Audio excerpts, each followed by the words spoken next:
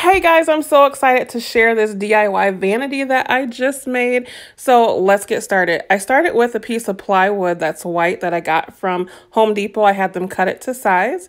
Then I mixed some resin and I added some paint to it. And I just poured and drizzled that all over the board. And I moved it around with a popsicle stick to get this marbling look. And then of course, I added some crushed glass, different colors, as well as some different stones like crystals. It's so beautiful. I absolutely love how this whole tabletop came out.